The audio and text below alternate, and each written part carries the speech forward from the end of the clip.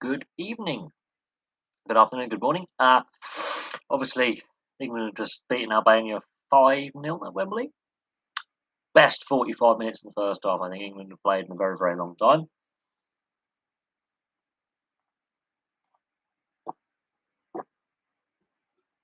Oh, I love my milkshake. Nice. But second half, the intensity levels completely disappeared. The flow of the game disappeared. And Albania, I think, can be happy with their second half. They didn't concede any goals. But overall, I thought England in the first half, um, were outstanding. It makes you wonder where those performances were in previous matches. You know, three centre backs and two wing backs, I think works best. Um, but yeah, first 45 minutes, top notch, top notch. Obviously, the last couple of days we've hit 850 subscribers. That's 150 to go to 1,000. I got an email yesterday from YouTube saying that my AdSense account will be deactivated. And I'll have to reapply and go through the whole process again, unless I hit 1,000 subs and 4,000 hours view time in the next 12 days, or B, I just ask for my £14.60 that they owe me, and I can't really be bothered to do either. But yeah, we've hit 850. To be honest, could we have more subscribers? Yeah, if I had to take them, I always seem to, you know, uh, how do I put it? Wind down a little bit over the summer at times. I do this as a hobby. Would I like to make money off this? Yes. YouTube keep moving the goalposts, and that is exceptionally frustrating when they move the goalposts. Um, Initially, when I started, you needed 10,000 views on the channel. We got that. Then you needed to meet this new threshold, and I tried desperately to do that, and we haven't quite got there yet. But we've got 150 to go. Obviously, because I cover more than one sport, it's difficult. It's difficult. Where do I put my milkshake? Milkshake. I'm gonna have a fag. But yes, we've hit 850. 150 to go, and I hope we make it. And then we'll go from there. But yes, so the football tonight, there's been some other qualifiers. There's the last round of European qualifiers for the World Cup in the next couple of days. I think the last ones are played on Wednesday. England's last match against San Marino on Monday. I'm not a big massive fan of midweek qualifiers and Monday night qualifiers, but it's how they're fixtured. Um, it is what it is. The World Cup starts a year today as well. A year today till the Qatar World Cup. The World Cup that no one wants, apart from FIFA. And of course Qatar there. But what is a boffin? Someone who's very, very nerdy about something. It's boff, or a boffin is an English slang term for a bit of a nerd, basically. Is a polite way to put it. That's basically what it means. It means nerd. It means geek. Except I don't know many nerds and geeks who chain smoke like me, but there you go. I just came up with it. I wanted to be different. I wanted to, not be the same. I suppose that's why I've got crazy sideburns.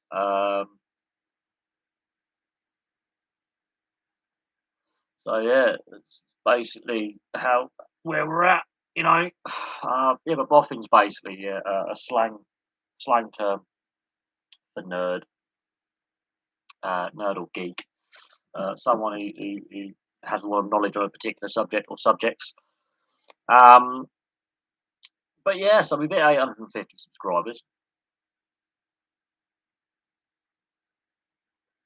which is a nice milestone. I think we've hit it before, and then we lost some subs over the summer. But I wasn't posting over the summer for a couple of months. I had a lot of things going on away from the channel to do with work and my personal life and illness, and I just wasn't really doing very well. I was on crutches at one point. Had some other health concerns. I had some heart problems. Oh yeah, I shouldn't really be smoking, but I had some issues with my blood pressure. I had some um, concerns with my ticker.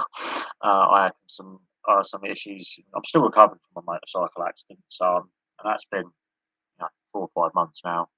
Starting to drag. Some lingering problems there. So this summer wasn't great, so I took a break, but we are where we are. Now let's check some of the other sports news, because obviously the Anaheim Ducks have announced that Bob Murray has stood down as GM. So if you follow the NHL, this is I think Anaheim have acted very, very swiftly on allegations of harassment and bullying within their organisation. These are not new allegations. However, beginning of the season, the NHL set up a hotline for players and non-playing staff in the wake of what was going on with the Chicago Blackhawks, and it seems that more than one tip-off was brought to that hotline.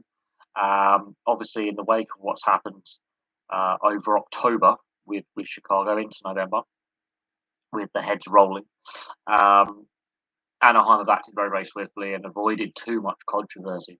It'll be interesting to see what actually fully comes out at the Anaheim Ducks.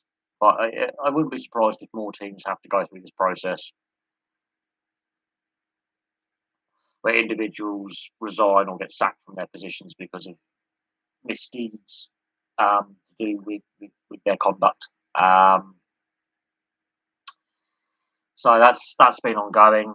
But if we want to talk about, obviously, we've got this weekend. We've got some more World Cup qualifiers for the Qatar World Cup, and we now know that there's actually going to be some accommodation shortages for hotels. There's not enough hotel space, so it'll be interesting to see how that affects fans and dignitaries going to the World Cup next year. Whereas you'd go to the World Cup, yeah, which is weird having a World Cup in the middle of winter. It's just bizarre. Don't understand it. Do not understand it. But it is what it is. So, what questions do people have this evening? And what topic shall we discuss? The cricket T20 World Cup is still going. England obviously crashed out, and obviously last night we discussed some of the issues with the cricket and the direction the England setup is taking. In the last few days, Australia announced they're doing their first tour of Pakistan in 28 years. They're going to be touring Pakistan next year, whereas New Zealand and England pulled out of their tour of Pakistan. So that's very, very interesting. Uh, that's something to note. Obviously, in recent days, the NRL announced a couple of weeks ago they're considering bringing in a draft system for the NRL. Now, obviously, Dan, your T20 Commonwealth Games tournament, that would be interesting. Well, that's pretty much what it is, if we're being honest. Um, Obviously, it's a sport played in the British Commonwealth, the former British Empire, predominantly. Although Holland, the Dutch play, and the Canadians actually quite the Commonwealth, but the Dutch play, and they're not a Commonwealth nation. But that would be kind of cool if you had a Commonwealth there. That would be. I would look forward to seeing that, and that means cricket is on free to air TV because the Commonwealth Games is on free to air TV. So that'd be really important boost for the game at a time when we're talking about the direction of the game, the lack of free to air coverage that we've had over the last 16, 17 years. The domestic game in this country with low attendances at the county level. The future of all the formats. Why do I favour? Well, as a Jets fan, and I also follow the Yotes, I get to see Western Conference teams more often, and simply because of the way that the divisions of the conferences work.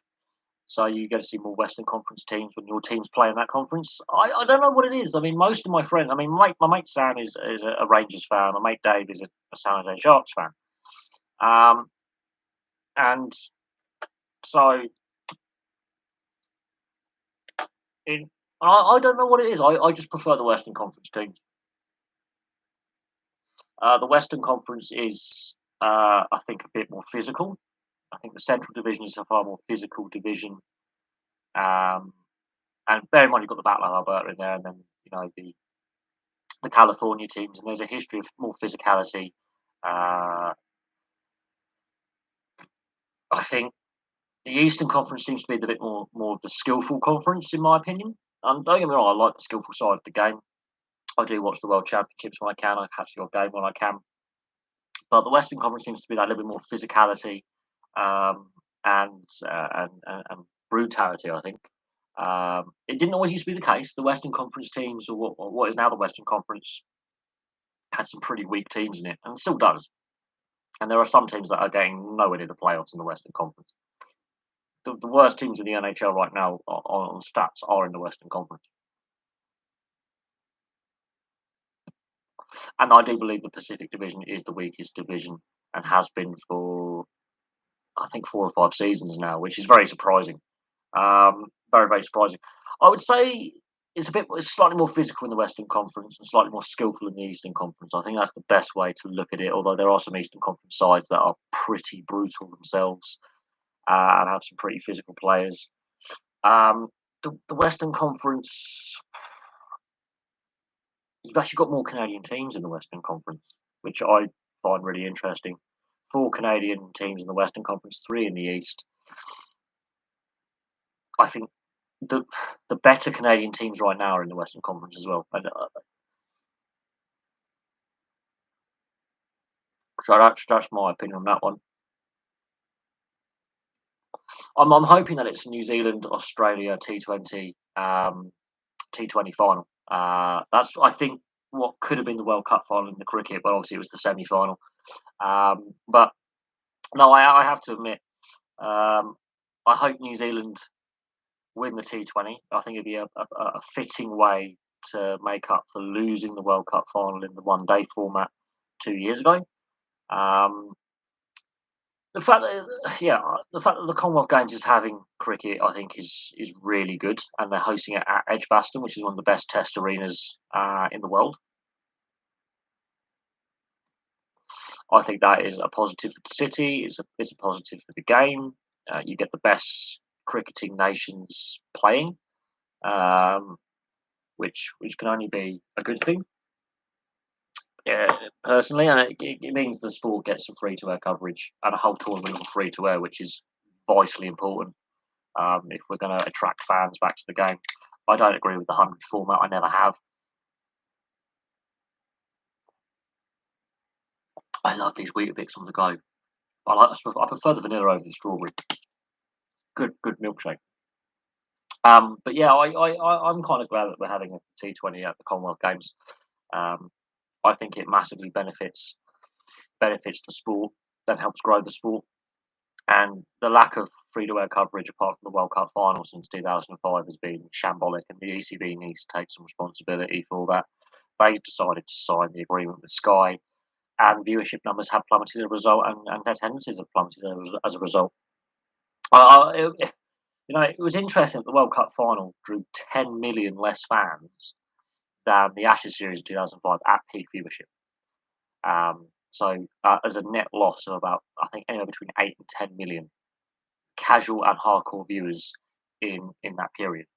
So to have the T20 at the Commonwealth Games is a massive shot in the arm for the sport, and also having the Rugby League World Cup every single game on free to air TV as well will be a massive shot in the arm for rugby league, which in the Super League is in trouble. There are teams that are struggling to stay full time, like the London Broncos going part time. And so rugby league having a full free to air coverage, and I think that's a massive boost. Obviously, with the lack of internationals that we've had during the COVID pandemic and the lack of the World Cup Challenge. I mean, I don't know how long the World Cup Challenge will continue to be an event. Um, the NRL teams have dominated there. Um,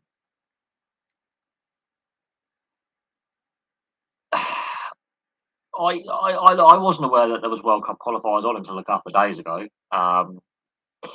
You know, the the FA Cup, I completely forgot that there was the first round last weekend. But I don't watch a lot of TV anymore. I rarely watch TV. My TV over there isn't even plugged in. I mean, the aerial doesn't work in my flat. I haven't plugged my Xbox in for over a year. I've mostly been following the NRL and the NHL since I've been living in my flat since August last year. I've tuned out a lot from football, and yeah, I mean, I personally think there's a reason why people are legally streamed. That last season, when the Premier League came up with the pay per view format, when you're already paying for a subscription, and they'd already agreed to show some games on free to air. I think that itself was a shambles, and I think it was who was it? Was it Burnley? Burnley were playing someone 80. I forget who Burnley were playing, but 85 households signed up nationwide for that pay per view. Now Burnley's not the biggest football club, but they're a Premier League club. They have a solid regional fan base in the south of Lancashire, much like Blackburn do, and even Accrington and Preston North End outside of Greater Manchester. There's a solid fan base there. And Burnley's not a small town. It's not a wealthy town either. Um, I think it might have been West Brom, and 85 people tuned in for that. Now, for me, that summed up everything that was wrong with that that format. Premier League and had tried a pay per view on top of a subscription service before 20 years ago. It lasted a season, and it was at a far lower price. It was at £5, and if you include inflation in there, I mean, you know, and it lasted a season and it didn't work. The viewership wasn't there. They didn't make much money. And what the Premier League came out and said, and the broadcasters, BT and Sky, came out and said was that it was for economic reasons. Yeah, because people were illegally paying for the stream at a lower price or finding free servers. Um, you know, the reason why BT Sport has the Ashes is because the Australian Cricket Australia, for their British broadcast deal, so when they sell overseas rights, have signed up with BT. That's the only reason why the Ashes is on there. Only reason why. Um, in regards to having the Nations League, I've never got into the Nations League because I don't have Sky, and I think it clutters up further the international calendar. I think there's a better way to do international football. Look how many international breaks we've had so far this season. It's definitely disrupted the flow for a lot of teams. Um, I personally think the qualifying tournaments for World Cups and Euros should be the next summer when there's like no tournament football. Get all your qualifying mini tournaments in there, um, and then you don't have to have these pointless friendlies. And then if you are going to have friendlies, treat them like competitive internationals for like ranking points or you know seeding for your next tournament or next qualifying group. Make it actually worth something. I'm not a big fan of the five substitution rule. I don't. I have the player suddenly got less fit. Um,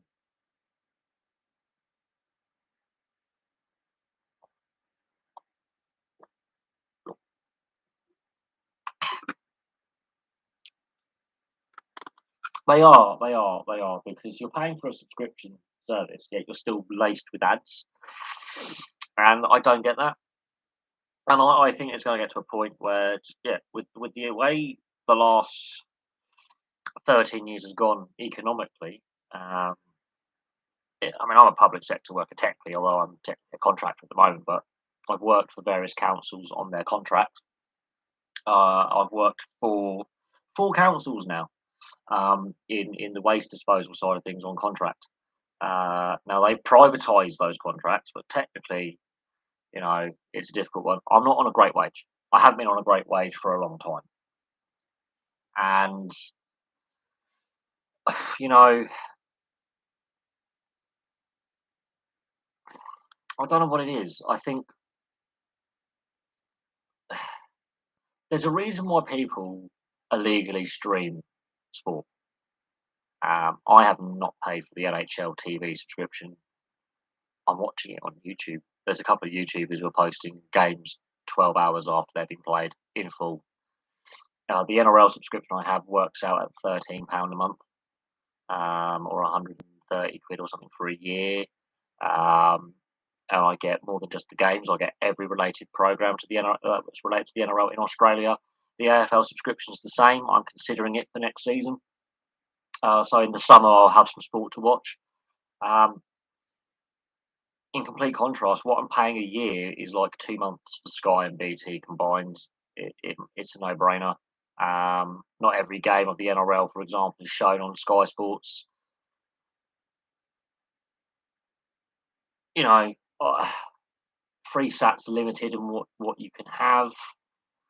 I I think there's going to come a point where, well, half the households in this country don't have sports subscriptions or subscription TV in general, and younger people are turning off TV. Now, I've turned off TV because I don't have a working aerial in my flat, and I didn't have it in the last flat either. So I've been forced to use the internet, if that makes sense, to watch my sport. And a lot of younger people, well, my generation, the 1830 club, as I call it, which is 18 to 34 years old, I've been turning off TV in droves, and the demographic here for a Subsky or BT subscription is mid 40s. The average age of a football fan attending games is the mid 40s. So younger fans are turning off. They either can't afford to go to games or they have no interest, unless they're going with their dad or their older sibling or an older friend. And I've got friends who are like fans of some Premier League clubs and some Championship clubs, and yeah, these clubs don't take into account the travel cost. And if you're an away fan, possibly a hotel. Some away days are very, very long. At the moment, I'm trying to think of like the longest Premier League away day. I think it would be Brighton going to Newcastle. I think it's the longest away day. Yeah, look, I think the cost of subscription TV is ridiculous. I personally think it should be free to air. Um, you're paying for a subscription plus adverts on top, and there's a reason why people are legally stream. The average salaries haven't been going up, and unfortunately,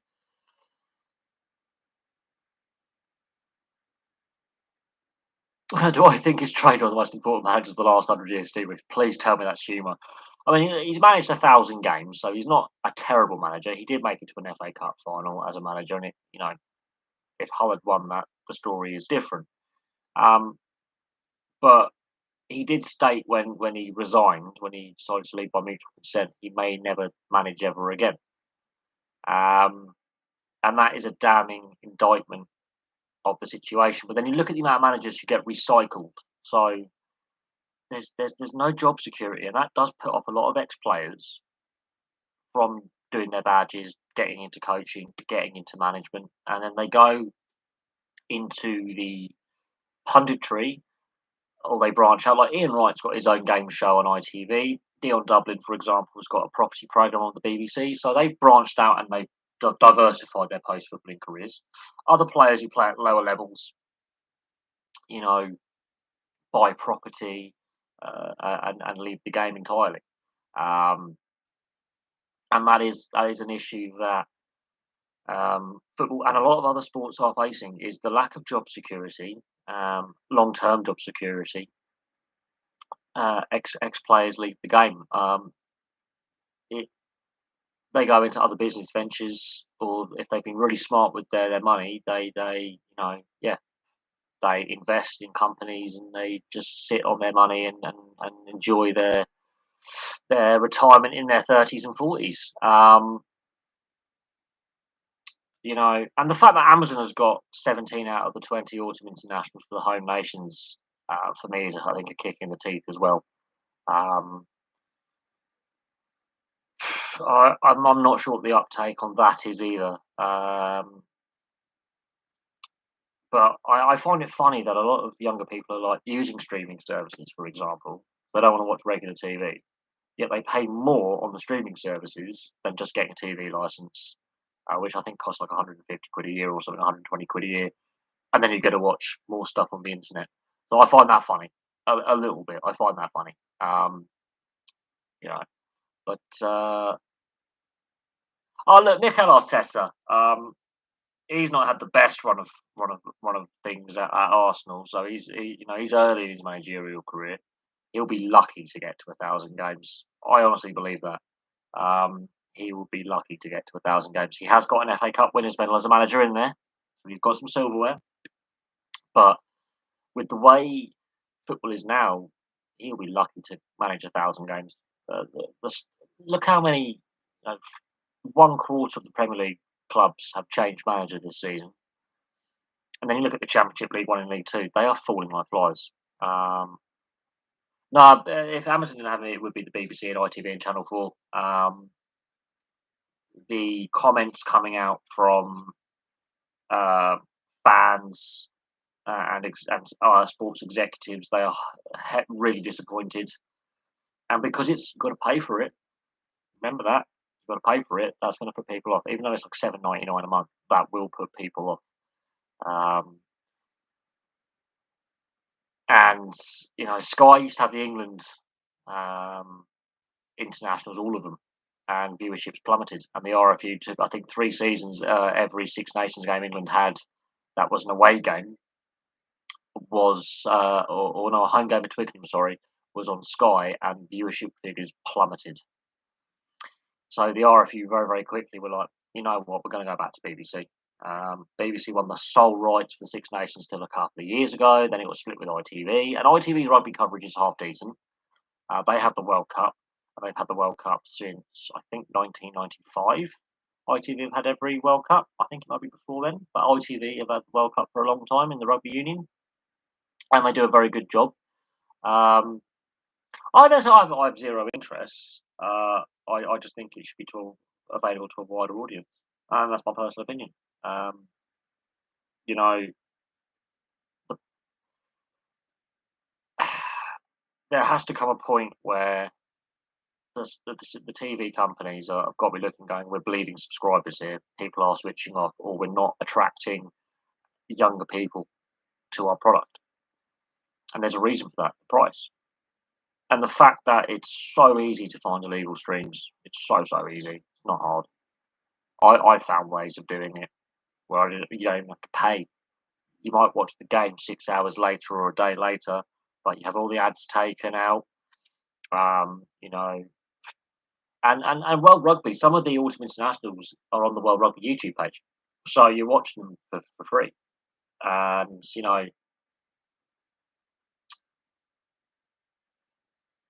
so we'll see on that. Again, with the COVID shutdown, the league needs to make money. They've obviously had to negotiate the deal, but Free Sports is owned by Premier Sports, so in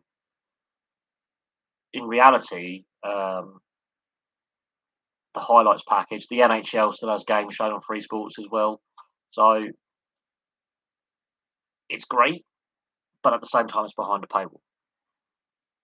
So you got to be careful what you wish for. You get that investment from the TV money, it's brilliant, but then you restrict who can watch it, and that is a problem. And you know, there's a balancing act. I think shared rights are the way to go. But look, BT Sport lost the FA Cup. ITV and BBC are now sharing the rights. BT Sport lost the FA Cup.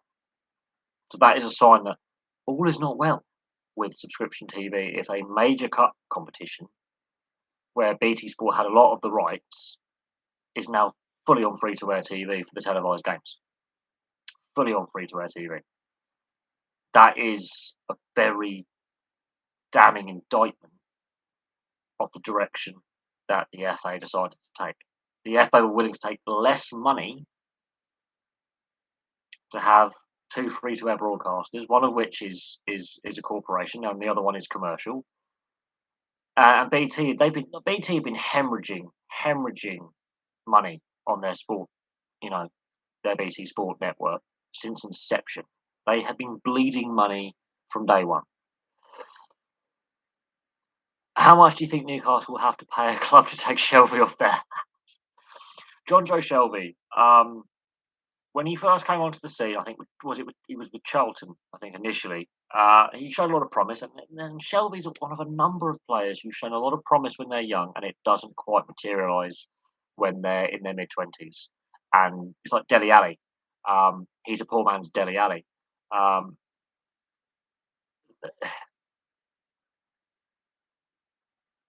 had a lot of potential, and it's just gone flat.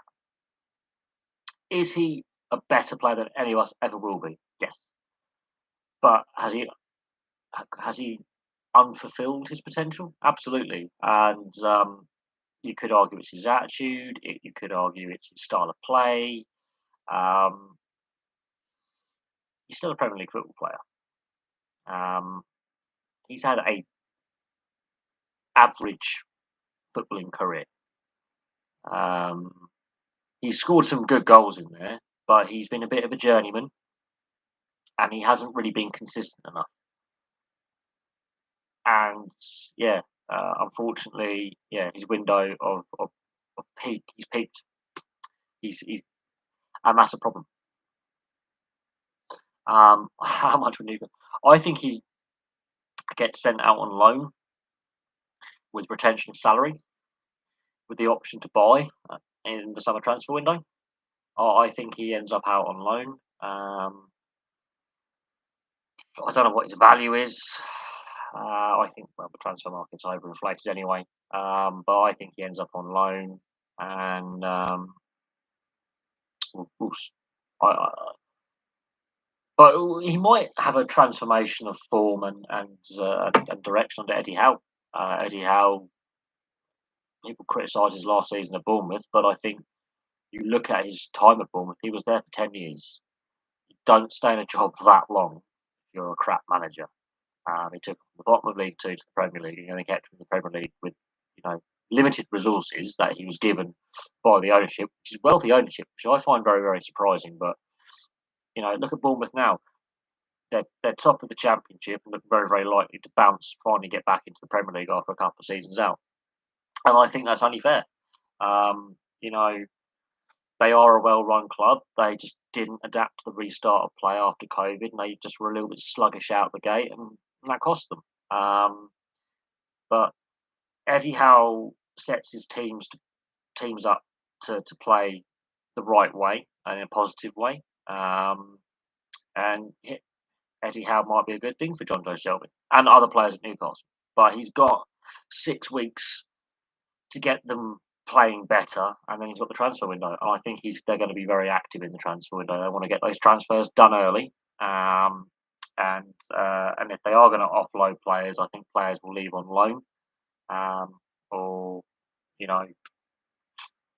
reduced fees. They've got money to spend.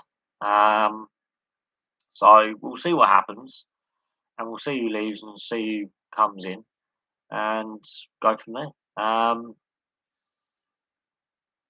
Yeah, but on the BT side of things, they're losing money. They've been losing money for a long time, long time on their sports side of things, and now they're losing rights to all sorts.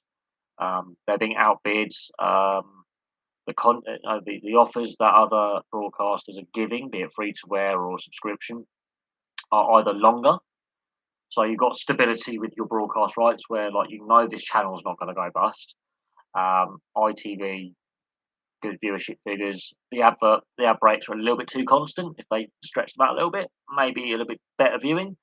BBC, you're going to have long-term longevity. You'll make less money on the initial deal, but then that deal is going to be there a long time, so you have stability, and then therefore the sports know that they're going to get their product out to a wider audience.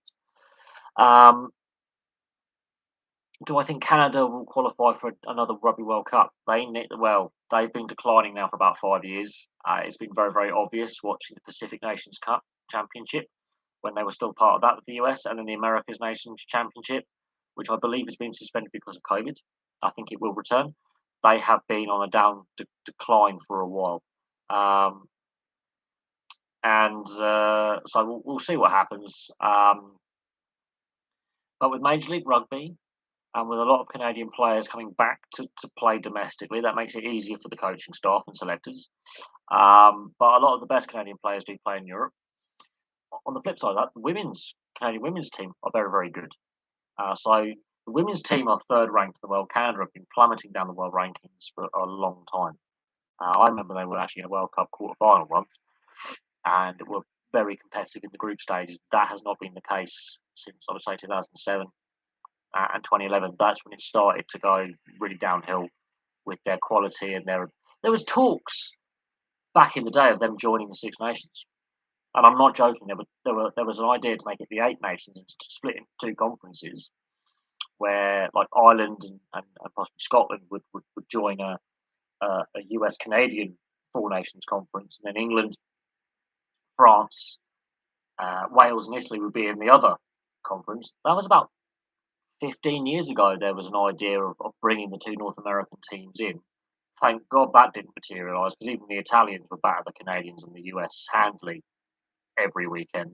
And then, therefore, it sort of devalues it a little bit when you definitely know these two sides are not at the same level as the weakest consistent nations, as in Scotland and Italy in the Six Nations. And France at periods have been terrible as well, and they would have easily battered them. Do I think? I'm not sure how, as a fan of his move, standing with their hands on their nose pointed at others to follow the runner. We'll see. He will definitely get them playing. Eddie Howe doesn't seem like the type of guy to scream and shout, but I think he's very similar to Conte in gone to Tottenham. He expects his players to work hard, and when you work hard, you get rewarded. Work ethic is key to Eddie Howe and how his teams play. Just look how he did at Bournemouth over that lengthy spell he was there. Um, as a player, he was a hard-working player. Um, yeah, at the lower levels, admittedly, but he was a hard-working player, and injury caused him to retire early. And he got into management very, very, very young because he was injury forced early retirement. He bucks the trend for ex-players leaving the game.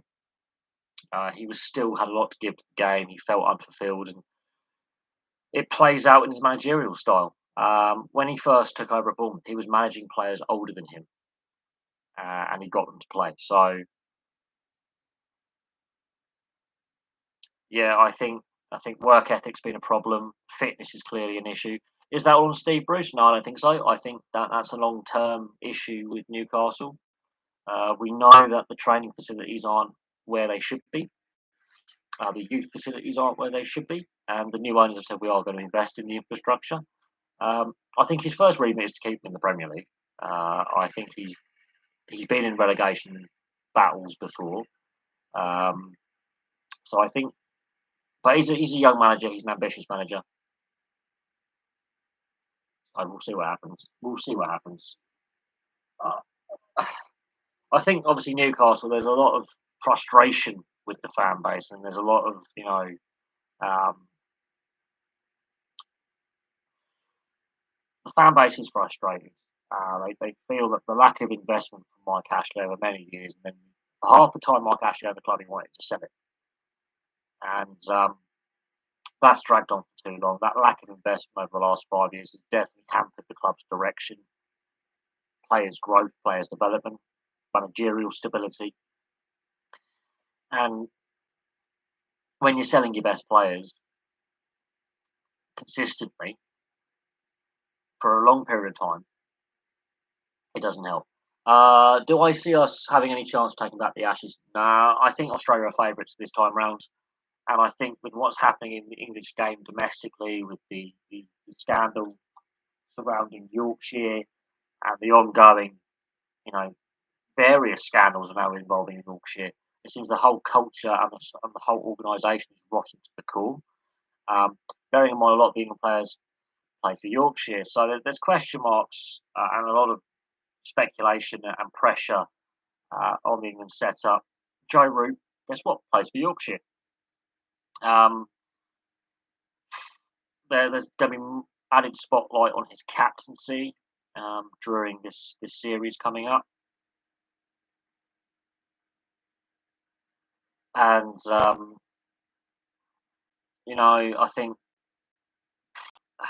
I think yeah, England are really this Yorkshire scandal is definitely going to have a massive impact on the Test side.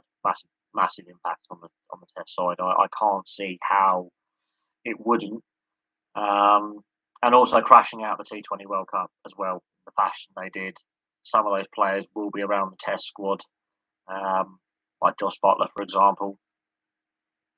And then Livingston could get into the Test squad. That's not good. Um, England's open back are not the best. Our bowlers are okay, and of course, Root and Stokes are excellent. I, Joe Root is not a good captain. His record as England captain is the worst record for win percentage of all of them. Tony Gregg has a better win percentage, and he was a shocking captain. Great player, but not the best England captain. The late, great Tony Gregg, who obviously sadly died of lung cancer a few years ago. Joe Root has got the worst winning percentage as an England captain.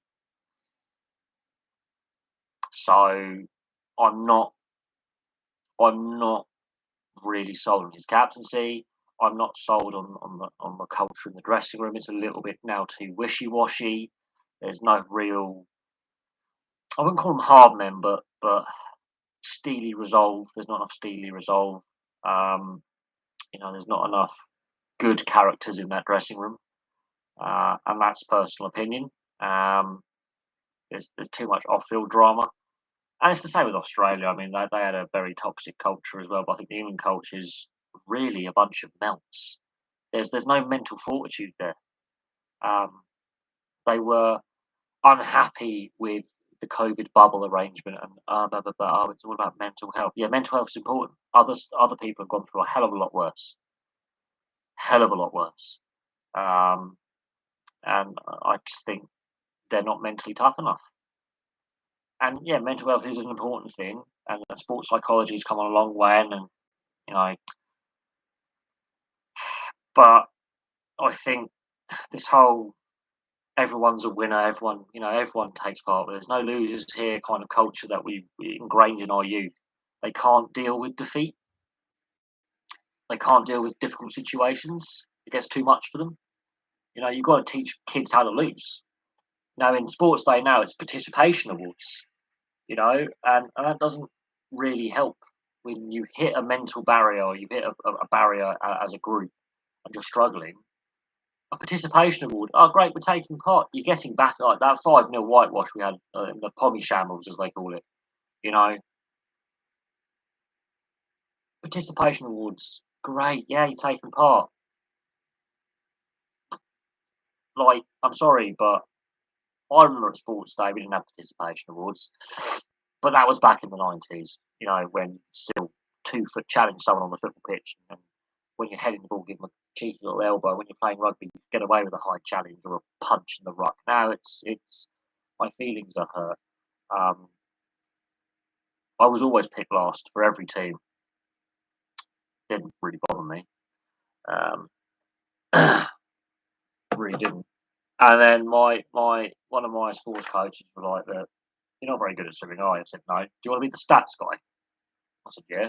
"All right, as long as I don't have to do anything." He's like, "All we do is some types, some numbers." I became the stats guy, and yeah, I was quite good at it. So it was all good in the end. But I was also ill at the time, so I couldn't swim anyway. But no, we don't have any mental toughness. It's a culture thing. It's a culture thing. Stokes, he's hot and cold at times. Have the ECB focus on T20? I like T20. I do. I do. But if you're going to focus on T20, put that on free to air TV. It's a shorter format. It works for television, especially free to air television. Um, they had the IPL on ITV for a long time. They took that away from us. Um, but I also miss watching a 5-day Test match on free to air telly. I really do.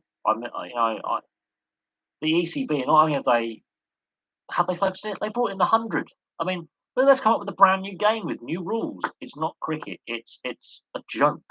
I don't even know what the viewership figures were for the 100. To be fair, um, and a sport that's relying on gimmicks is a sport in trouble. And this is what I don't get by power play overs and restricting the field and all that. And they shorten the boundaries. If Chris Gale on a test ground can get the ball over the grandstand, you don't need to shorten the boundaries. I think the lads now have got so powerfully strong and the bats are so different that you can just swing aimlessly and it goes for six. You don't need to short the boundary for that. Um, yes, I have. Same with the Chicago Blackhawks. 3,500 people signed a petition out of how many people globally? 3,500. It's a minority. You know, have any of these Native Americans and First Nations people ever been to a rugby game? Probably not. Have they ever been to Exeter? Probably not. If the Exeter Chiefs were to go and outreach and say, look, come to a game, come to a game. We've always been called the Exeter Chiefs. Why now has it been a problem? The Chicago Blackhawks have always been called the Chicago Blackhawks. The fact that organisation, for example, is the Washington Redskins. I mean, that one, yeah, that is a racist term. The Blackhawks were a tribe, you know. So I don't have a problem with the Chicago Blackhawks, you know, but everyone's got to be offended. Everyone's got to. No one can live and let live anymore. Seems to be a trend, as I call the lovey left, the loony left. Sorry, I try and keep politics out of it. Um, no, the 100 is not even that. It one call it T10. It works better. Um, yeah, I know. I mean, yes, the Native American people, the Aboriginal people of North America, the First Nations have gone through a hell of a lot of shit. They have. They've had their land stolen. They've been, you know, marginalised, had limited citizens' rights, and yeah, like since America's been independent of the European nations, so War of Revolution and then the Mississippi Purchase and American Spanish and American Mexican wars, since you know America's been a nation since the 1790s, they've been hell bent on genocide of everyone else on that continent. Um, the the Europeans, when we went there, actually had pretty decent relations with the native tribes, um, for the most part. But America is not the land of the free, really, unless you've got a gun and some money and a very good lawyer. America, but I'm trying to keep politics off this channel. The 100 is an absolute shambles. If you actually read the rules, it just overcomplicates something. Apparently, it's meant to encourage kids to be interested. Yeah, I'm not having any issues with my end of the stream. Um, the questions are coming in uh, pretty fair. Your questions are coming in at a decent rate of knots. Most viewers, I believe, are in the UK, so could be the weather. We have got some bad weather floating around, so that could have something to do with it.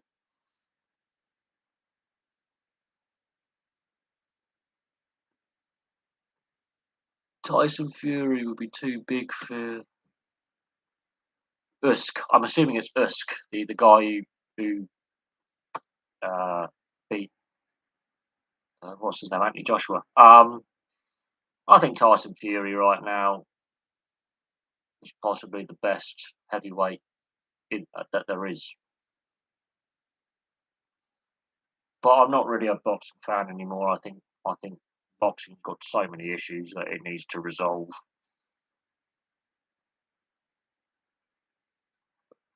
It'll be an interesting one.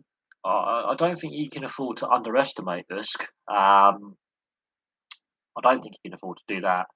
But Anthony Joshua underestimated, Ruiz, and the supposed fat Mexican. And then in the rematch, he had to go all the way as well. So I think Anthony Joshua's overhyped. I think Tyson Fury's had his problems. And three favourite sports. I've got a channel. I've got a video up on that. I've got a video up on the channel of my top, I think top 10 or top 5 sports. I did it in 2018. Ice hockey, rugby league, and rugby union. I've got friends who play ice hockey. I've been watching it since I was like 3. Rugby league, and I just love it. Really, I played a little bit of league at school because one of my teachers played rugby league in France when he was a student, and so we were a rugby union school, but we did about a bit of rugby league, between us in training, just for a little bit of added bit of difference to our sport. And rugby union, I played at amateur level and played at school level, and I enjoyed it to a point. I like my motorsport, I like my motocross, I like my touring cars. Um,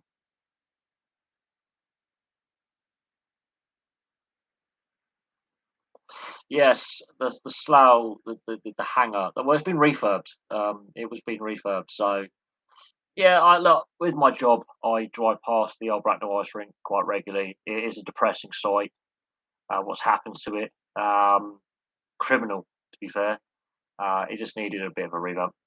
Um, Crosby, no, he's not the best player about anymore. He's got old now. He's still one of the best players in the league. Sid the kid, but McDavid is the best regular season player.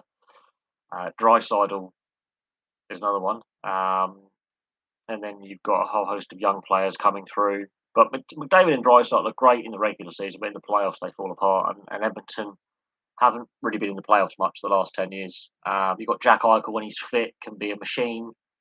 But he's got a herniated disc in his neck, and he won't be back again until possibly February. He might be back for the Olympics. Highly doubtful. He's out for anywhere between 3 and 9 months.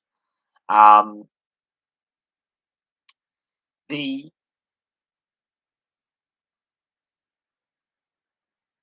the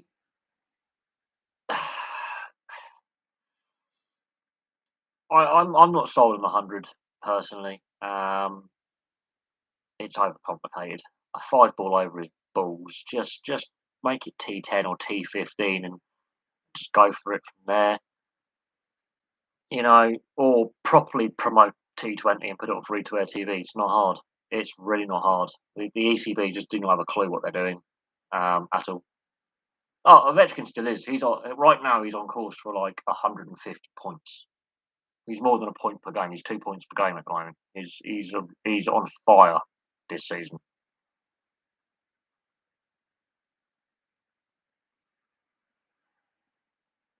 Oh look, I have to admit, like I went to every home game for like 5 years, couple of away games. I do miss going. Like I do. I went to a couple of pre-season games in 2019, so I do miss going. And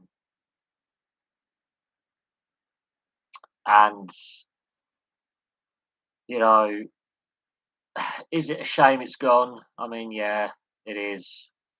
Um, but it was an aging facility. It was 2 years older than me. The facility,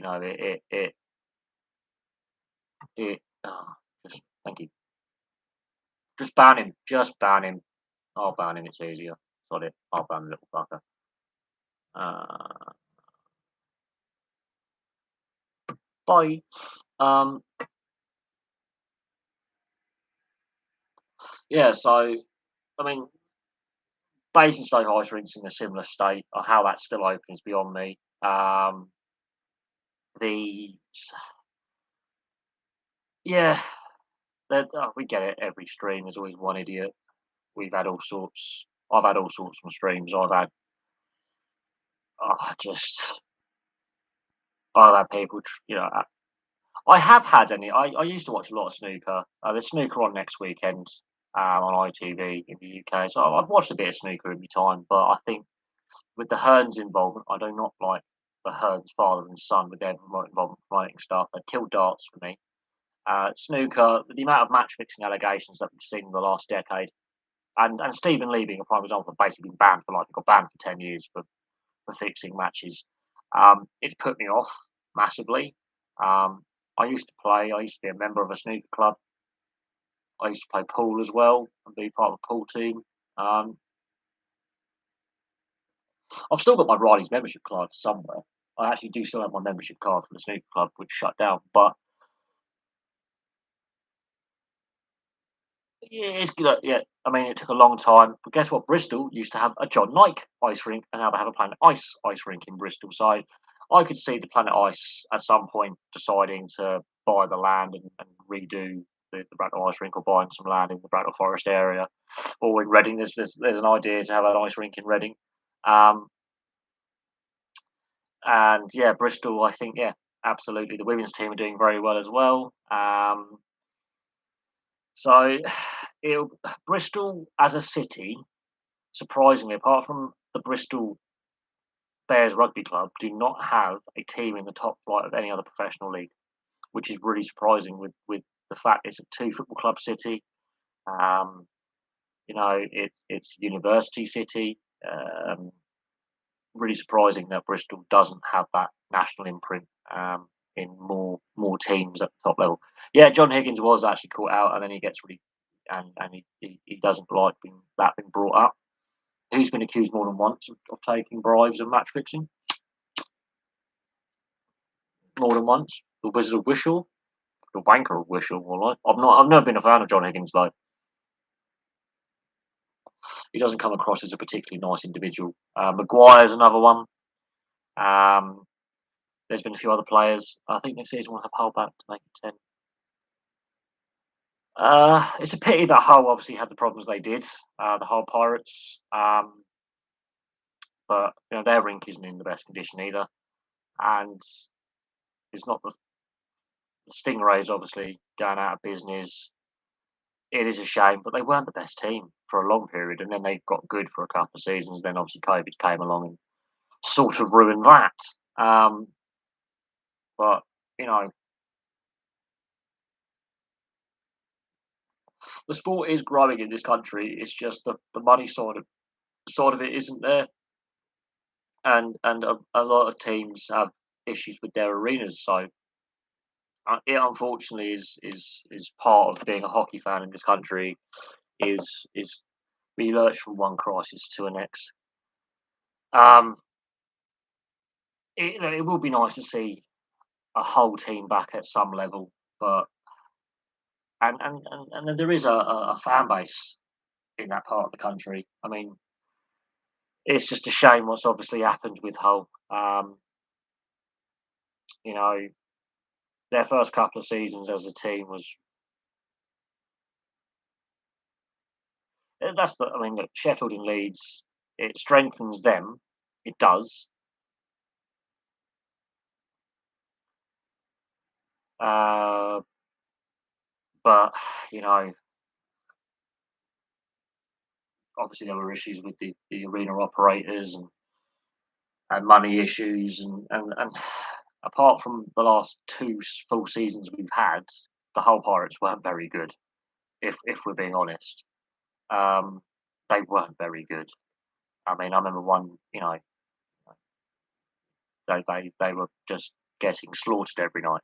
Um, and the sport in this country does have a solid fan base. It's grown massively in the last 10 years, massively. The Elite League is a far better standard now than what it was when it was set up. Um, do I have any favourite NRL players? Well, I'm a Canberra Raiders fan, and Jared Croker is the second highest point scorer in NRL history. How he's never played Origin is apart from City Country is beyond me, and they don't even have City Country anymore, which I think is an absolute joke. But that was Todd Greenberg's decision, and now he's gone. I don't see the NRL bringing it back, which is an absolute shame because it brought you know rugby league to the rural communities, especially New South Wales. But Jared Croker is one of my favourite players, but I think his body's starting to. He's the same age as me, but his body's malfunctioning now. He's had a lot of injuries. He's got knee problems and shoulder problems. I think his career could be winding down. This season coming up could be his last season. Um, and it's hard to see like one of your favourite players, his career wind down. But he's been a brilliant player. Over 100 tries, over 2,000 points kicked. He's he's a higher point scorer than Thurston and Al Masri. Had he stayed fit, I think he would have caught Cameron Smith points. But I think we'll see how his off season goes and how fit he is for the start of next season, how his pre-season goes. But I think another injury and that's Jared Croker done, which will be a massive shame.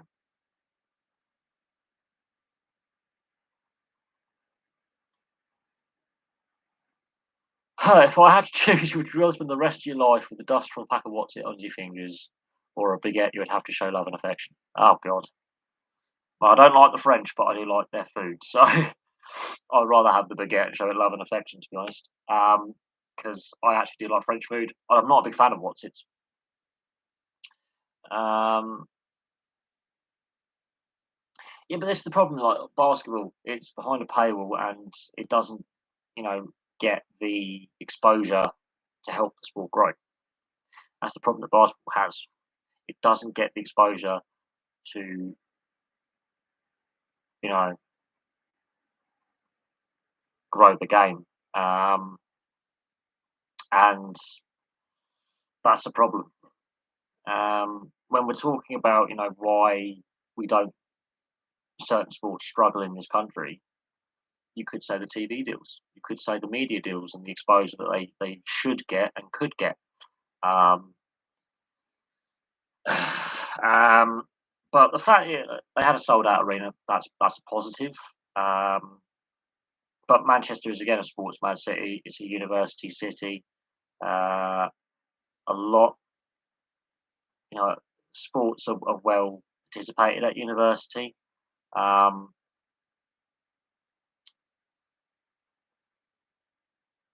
if I could only watch Union or League, which would it be? League, and it would be the NRL. It wouldn't be Super League. I think the NRL is the better product, and it has got issues. And I will be doing a video on the state of the NRL as it is right now. It is getting more exposure, but I think what would have benefited basketball more is the funding it got before the 2012 Olympics, from 2005 to 2012. If during that period they gave the leagues and the league in this country, the sport in this country, more exposure than what it's had since 2012, with the funding being cut and the quality level not being where it should be. Um, and sports funding and grassroots funding is something that's been discussed on this channel a lot, and it's not just this channel; it's a variety of YouTubers and journalists in general have discussed the funding formulas, grassroots participation. Studies have been done that show, especially girls and women giving up after education. So when they leave school or university, they give up their sporting activities that they participate in because they either don't see a future in it or it's no longer compulsory as part of their course that they were doing, and they leave sport behind. So there are studies being done that show that sports drop off happens after education massively, and that uh, for men it's less, but there is still a decline and a constant decline. So uh, there is that to discuss. Valentino Rossi, is he the greatest of all time? I think he is. Although he never attempted the TT, so and he went there a different breed, the TT riders. And he never tried his hand at superbikes as well. He was only a GP rider. And for me, you've got to be considered the greatest. I would say Barry Sheen. Sheen did superbikes and GP racing. While he won less titles, uh, he won as a privateer. Um, Solely as a privateer. He never won for a factory team in the sense of winning a world title. So for me, Barry Sheen, I think would possibly be the catalyst for some other riders to, you know, do what they did. Uh, Rossi, in the modern era, yes, I think he's the greatest, but he only rode in one discipline, which was GP, Grand Prix discipline. He didn't competitively ride in superbikes or motocross or road racing, whereas other riders may not have been as successful at GP racing, but have done other formula in the motorcycle side of things. So, but then you could say Ricky Carmichael was the best motocross racer of all time, which he is, or Ryan Villapoto, you know, in their particular discipline. So for me, um, yeah, superbikes with modifications, they're road legal. You could rock up with a road legal 1000cc bike, make some modifications, and your class is a superbike. Whereas MotoGP is prototype bikes. Um, Similar to like the Le Mans cars. You've got the GT classes like the Porsche Carreras and the Ferraris.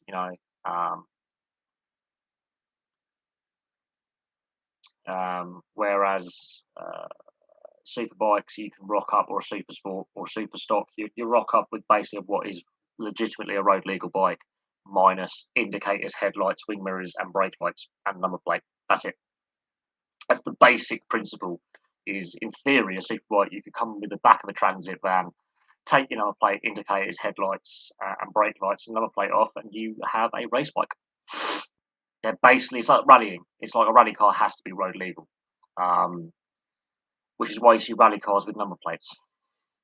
Because in all intents and purposes, they have to pass an MOT and they have to pass a DVLA check in this country and across the globe. A rally car has to be able to travel on public roads. So a superbike, in theory, you wouldn't be able to ride it at night because you don't actually need headlights on a motorcycle, which restricts daytime riding. But you need a number plate, and all you need to do is put your number plate on and indicators, and guess what? You've got a road legal bike.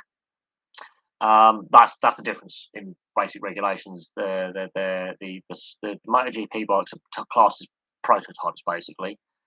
It's where the factories come up with some crazy stuff. They've got different electronics. They are more powerful, faster, but they have different gearbox ratios, clutches. They have anti-slip traction control, whereas superbike regulations vary from championship to championship. So the National Superbike Championships have one set of regulations with ECUs and stuff. Then you have European and then Worlds, and they have slightly different ECUs and onboard electronics. But for all intents and purposes, they have to be road legal with modifications. So you have to be able to put your indicators back on, number plate, and possibly a headlight, depending on the country you're in, and they have to be road legal. That's it, really. That is it. Motocross bikes exactly the same. They can be made to be road legal, whereas Grand Prix bikes, much like F1, they're not road legal. That's the basic principle of it, which is why superbikes are also raced on the TT. They're basically superbikes. To do road racing, they have to be road legal bikes when you're not doing road racing, or tourist trophies, as the TT is known. Do I not like Super League? The quality is just not there. It's not even close. It's not even close. Um, Super League used to be enjoyable to watch. The TV deal was crap. There's no money in the sport in this country, or in France for that matter. There's more money in Australia, New Zealand. The league is better organised. The youth grades are better organised. The reserve grades are better organised. The pathways are there. Um,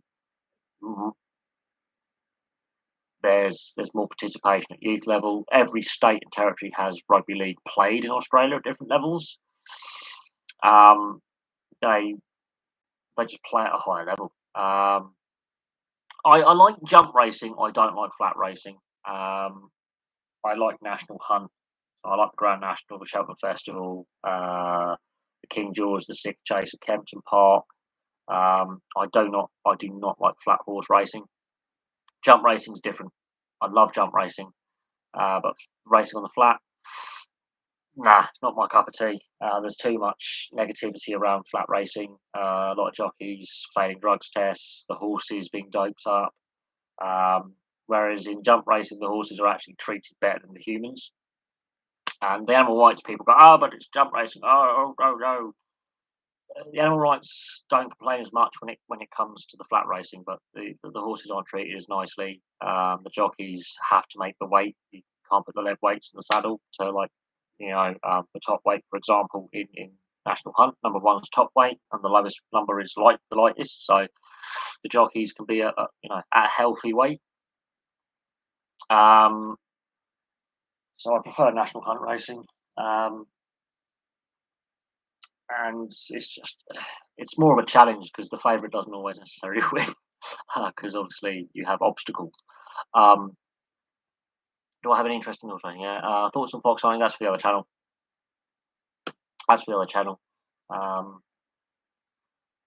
just plain and simple, it's for the other channel. Really, that's a political issue. Has been a political issue since about 2004, 2005, when the then government up and down Tony Blair decided to change the rules on it.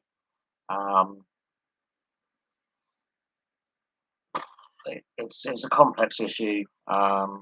Rural communities obviously they've got to protect their livestock and their crops and all that. You know, uh, and you've seen the increase in urban foxes because the fox population has exploded. But that's again man interfering with nature. But that's a conversation for the other channel. If I'm being brutally honest, it's not a conversation for this channel because hunting I don't class as sport. Um, I don't like trophy hunting. If you're hunting for food, like certain jurisdictions, you'll have professional hunters who hunt for pest control and to for venison basically, where population control. Let's say you don't have an apex predator anymore, such as wolves or coyotes or whatever the apex predator is, and so therefore you've got to hunt for population control to obviously allow the replace the natural population control that apex predators will have if there's a lack of them. Um, that you're allowed a quota. It's allowed. Animal rights campaigners again do my nut. Hunting for like the meat, so venison, for example, quail, things like that. If you're going to eat the animal, then yes. If you're hunting as a trophy hunter, you can do one. But most hunters in areas where you're allowed to hunt the meat, or if you're paid to do the pest control, so it's a legitimate thing, and I have no issue with that. But if you're hunting for trophy hunting, please go away. Especially if you're going after endangered species, that is the most disgusting thing. But again, that's something else for the other channel. Um, Johnny Wilkinson, the most accurate kicker ever in rugby. I think his kick percentage was around 87 to 91%. Um, for his era, yes. I mean, Dan Carter came along just after Johnny Wilkinson. So Johnny Wilkinson had Ronan O'Gara is in there. You've got some pretty good fly halves who dominated their position. Got three of them. I call them three musketeers: Wilkinson, Carter, and O'Gara. All of them, over 1,000 points kicked. I think all of them got nearly 2,000 points kicked. All of them played into their late 30s. I think O'Gara has got more caps, the most capped out of the three. But Dan Carter and Johnny Wilson had a lot of injuries as well. O'Gara had less injuries, which I think is crucial. And he played on worse teams, if that makes sense, when it comes to the test level. Ireland teams that weren't always dominant, so he had less opportunities to kick for goal. For me, they're the three musketeers for me. I don't think any other fly half gets even close to them. Not even close to them at international level. Those three for me are the three best fly halves. Bearing in mind, Wilkinson and Carter could also play inside centre as well. So if need be, whereas O'Gara was a true out and out fly half, but they're the three musketeers for me. I don't think any other fly half gets even close to them. I mean, Charlie Hodgson. I mean, if Wilkinson hadn't come along, or he got more injured. I think Charlie Hodgson would have had more England caps. And he's a different fly half to Johnny Wilkinson in what he brings to the game. Uh, you had Andy Goode as well, so he had three decent England fly halves at the time, but Wilkinson was that bit ahead.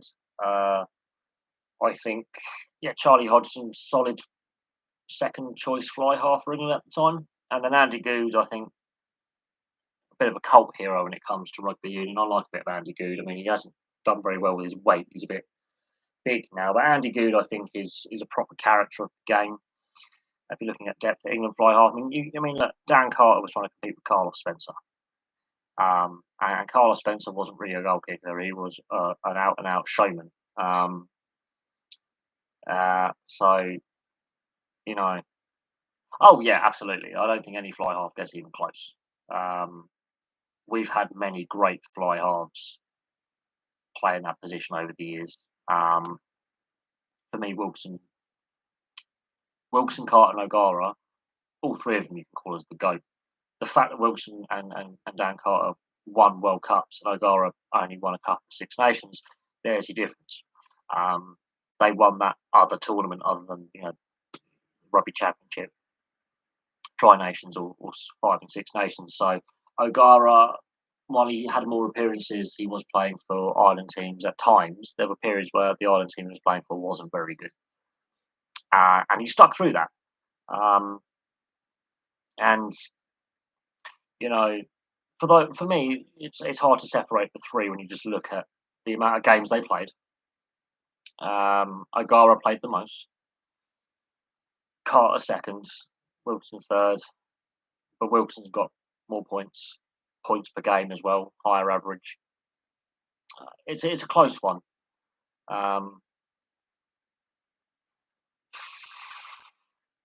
If I was to have them in the same team, I would actually start with O'Gara at fly half, Wilkinson at inside centre, Dan Carter off the bench, or Carter at fly half, O'Gara off the bench. I would do it like that. It gets so difficult. It's almost a toss up because two of them can play inside centre. So how would you? I think even O'Gara played a bit of inside centre as well at times at club level, never test level. So it gets really difficult then. You have this conundrum where they are. It's basically spread even. They're kicking from hands. They're kicking from the tee. Their drop kicking ability. That's something else that isn't considered. Wilkinson scored that winning drop goal with his wrong foot. So it's an interesting one. It is. But the game has changed since these guys were playing. The game has changed. The game has evolved and was evolving when they were playing as well. So it's a difficult one. It is a difficult one. I would say Wilkinson had the best kicking percentage, although O'Gara and Carter pretty close. I mean, we're talking in the high 80s, low 90s, consistently every season.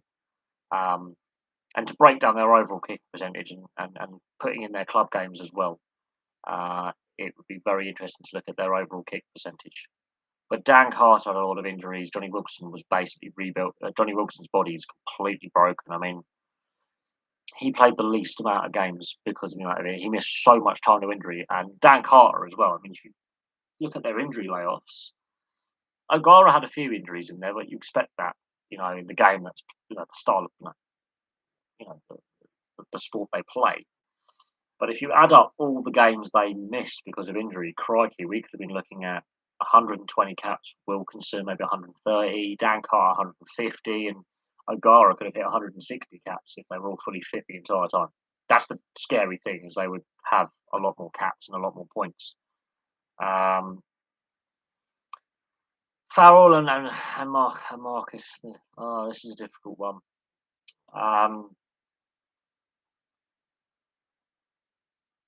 I don't know. It'll be interesting to see how they play. It's tougher opposition, a step up in quality of opposition. So it'll be an interesting one to see how it all plays out. But this is the time of the World Cup cycle you do want to experiment a little bit.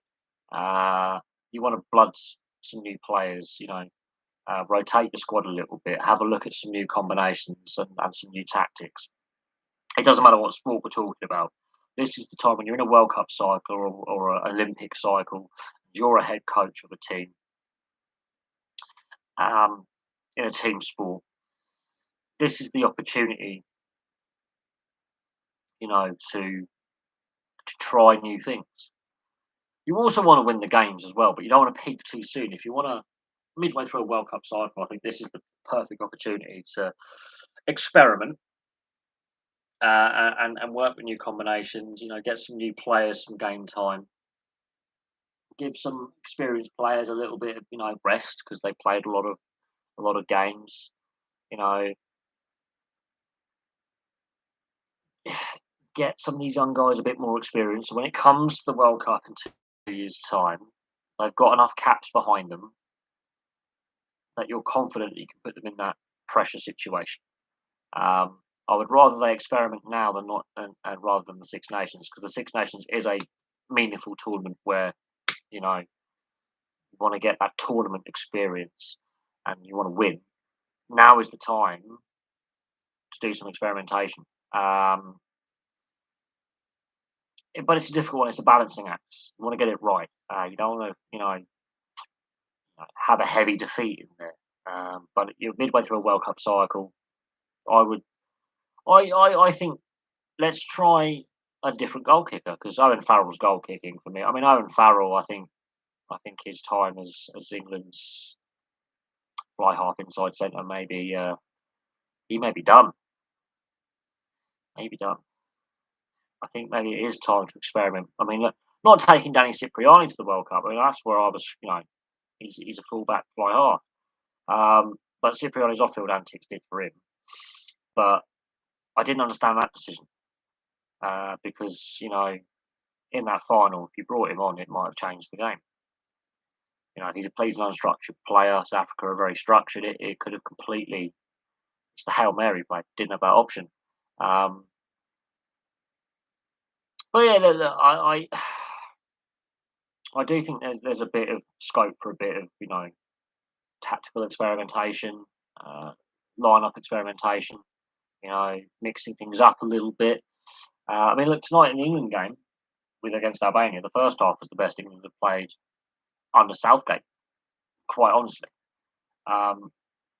possession football with pace, something we're not very good at. We were good at. Second half, it all went a bit flat. But again,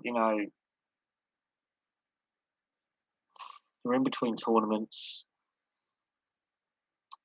2 years out from the World Cup, Six Nations. In 4 months. Now is the time to experiment a little bit with some debutants or some inexperienced players, get them some more game experience, more game time, get them around the squad. And you've got to be prepared for life after Owen Farrell and others in the squad who won't be around forever. But yeah, this Australian side are in a bit of a purple patch, but I don't think come the World Cup, I think maybe Australia are peaking too soon. And maybe there is a bit of a COVID bonus where they haven't played as much as England have, and the Northern Hemisphere nations have obviously completed another Six Nations. So there is that possibility that some of these Northern Hemisphere players are a little bit more tired. They've played more rugby. Some of these Southern Hemisphere nations, some of them haven't played as much. So less injuries, more time to recover. So it's a way up. But yeah, I would say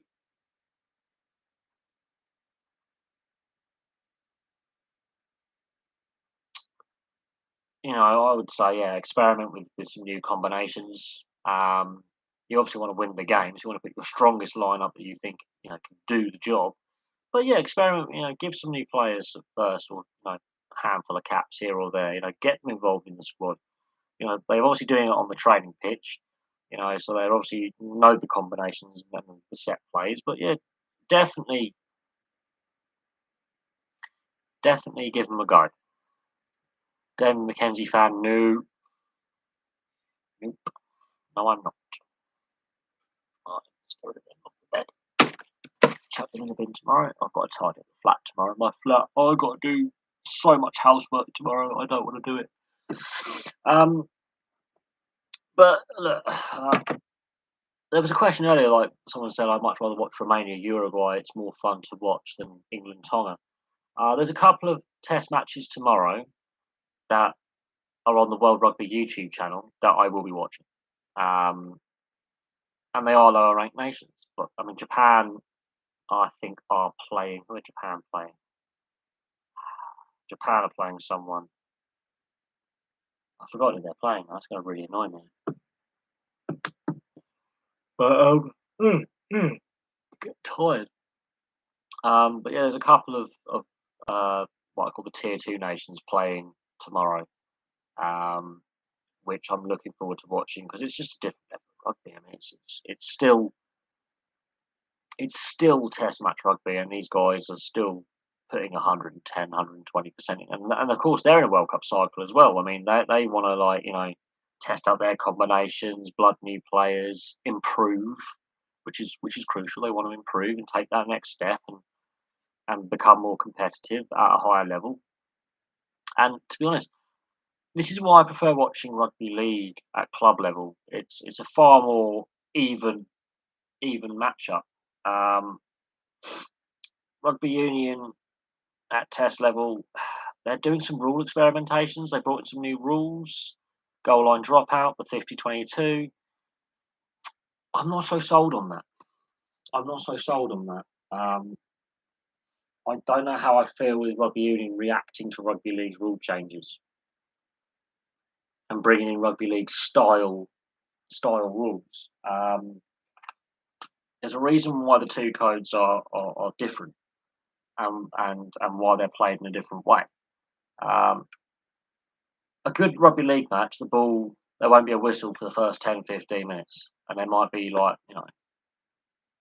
maybe 5 breaks in play in the first half. It really, you want to keep the ball in play as much as possible. Rugby union, I think they've realised there's too many penalties, there's too many free kicks, and there's, too many breaks in play. It's very rare that you see more than 3 or 4 minutes before a whistle was blown. And I think World Rugby are conscious of the fact that rugby league, the whistle is blown a hell of a lot less. And if you watched any of the NRL final series, Penrith Parramatta, that was a low scoring but gripping contest. Penrith Melbourne, again low scoring and gripping contest. A few more stoppages in play, but Penrith Parramatta in the second round of the finals of the NRL, playoffs. Jesus Christ. Possibly the best game of rugby league for intensity and commitment and just sheer battle I've seen. I wouldn't say I enjoy it less. I think the technology is definitely there to help. I just think several areas need to be fixed. The scrum has become a joke. Go back, I think 2005 was the last time in the men's game we had a decent scrum. The tackle technique, I will say this again. I enjoy watching the women's game. They've got a better tackle technique, a better scrummaging technique. So there's less reset scrums in the women's game. And the hookers actually have to hook the ball because the scrummaging technique is that much better. And that's something I think the men, the World Rugby needs to basically get the scrum half to feed the ball straight. And if you're not feeding it straight, free kick to the other side. You want your hooker to hook the ball. That is the name of their position, right? You got to get the players driving straight. The ruck breakdown area, the women's game actually it's far more competitive and better. I think the World Rugby needs to go. The ball needs to be in straight because right now the scrum half is basically feeding it by the lock's legs. and I'm not joking on that. It's so the scrum now is a complete joke because it's advantage to the team that have the ball. When originally it was both hookers had to hook, which meant you could that's two less players driving, which means your props have to drive straight. Now with the way that scrum masters squint feeds and basically feeding it at an angle, that means one hooker is hooking or has just stuck his leg out, and then you have 3-on-2 pushing, which is where the scrum wheels. You know, put the ball in straight, your props and locks are doing the proper driving head to head, and the hookers are trying to hook like that. If you've got 3-on-2 with one hooker trying to hook, it's going to be a mess. It's not going to be stable. Um, the last time I saw a good scrum was about 2005, 2006. Scrummaging, the scrum has become a complete mess. Too many scrum resets. It's the feed is a joke. The ruck area is a bit too messy, but I think in the women's game, it's more of a contest. There's proper turnovers on the ground, and the tackle technique. In the 4 Test matches in the women's game that I've seen in the last 2 weeks, the 2 US Canada and the 2 England New Zealand Test matches, I reckon I've seen about 4 high tackles in 4 Test matches. Legitimate high tackles that deserve to be yellow cards, and one of them was a yellow card. Men's game, we're going to see loads of them, a lot of them. The tackle technique where the head's on the wrong side, I've not seen a poor tackle technique in the women's game. They get their head in the right position, and when you say that, it's when you're hitting with your shoulder. Don't put if they're running at you like that, you want to hit them like that, not like that. So if the attacker's this side of you, you want to put that shoulder into them. If the attacker's this side of you, don't put that shoulder into them because your head's going to be taken off. So Lee Halfpenny, how is he not retired? George North and Lee Halfpenny are 2 players who've got shocking tackle technique. Especially Lee Halfpenny, I think he uses his head as a shoulder. How Lee Halfpenny still has not retired due to concussion, I don't know if he's got any brain cells left because his tackle technique is absolutely atrocious. And a smaller guy can take out a bigger man with good tackle technique. He does not have it. Favourite forwards.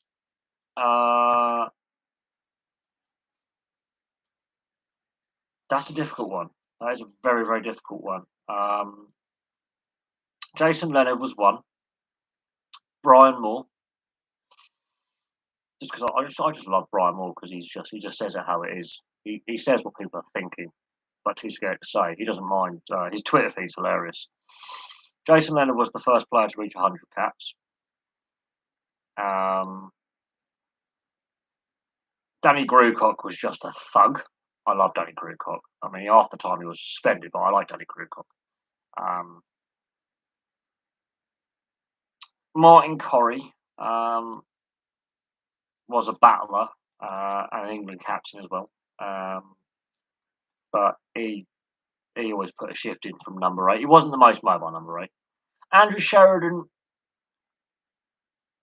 well, he did destroy the Australian scrum single-handedly in 2004, 2005, where he just wrecked the Australian front row, and we went to uncontested scrums in a Test match. It was embarrassing because the Australians couldn't cope. But Alex Corbuziero was a good forward in the loose. Keith Wood, though, I think for me, although he's not English, was one of my favourite players. But it's a difficult one because you've got some really, really good players who played in the 60s. I mean, Entomac was a good flanker. Sebastian Chabal, too heavy to lift in the line-out. Arizona Norkey, possibly one of the best number 8s to play the game. Obviously, Sergio Parise.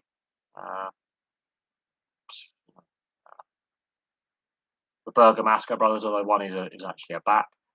That's flanker. Martin Castro Giovanni for the Dreadlocks back in the day. Andrea Lo Cicero, possibly one of the most underrated props I think the game's seen. Um,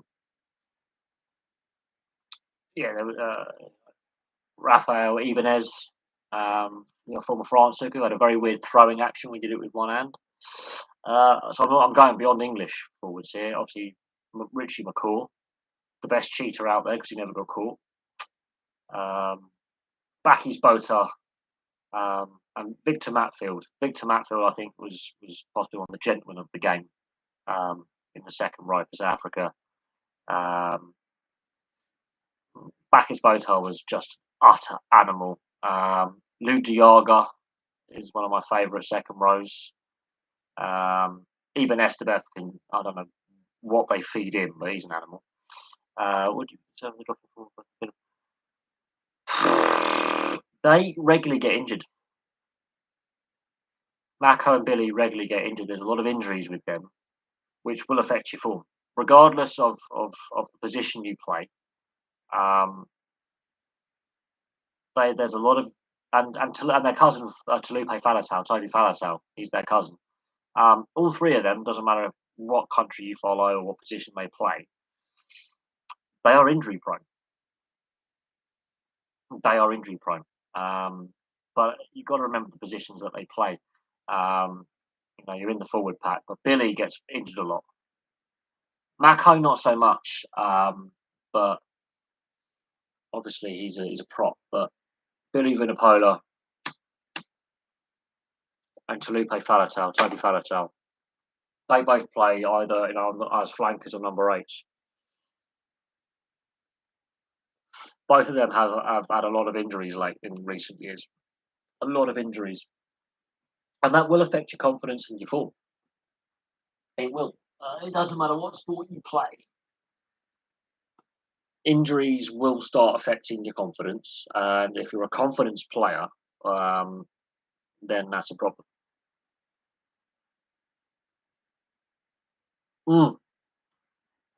I'm a big fan of Josh Nabidi as well. Very similar player. Underhill, he's a bit of an animal. I like Jake Pelledri for Italy. He's a pretty solid unit as well. Dangerous ball carrier. The French pack is interesting. The French pack interests me a lot because they don't really. I mean, the French pack is interesting because you don't know what they're going to name as their starting tight eight or their tight five, really.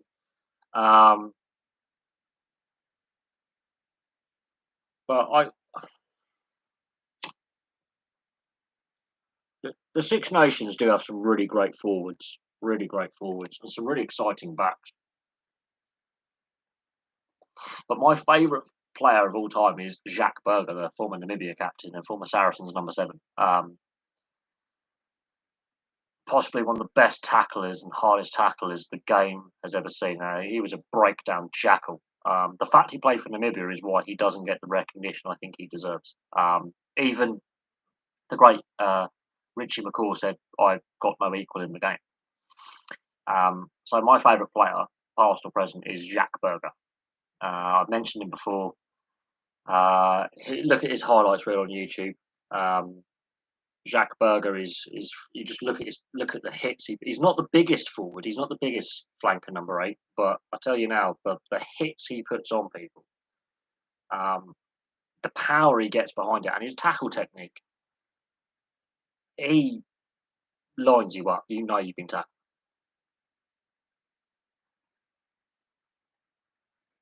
These Rhinos, Jamie Peacock.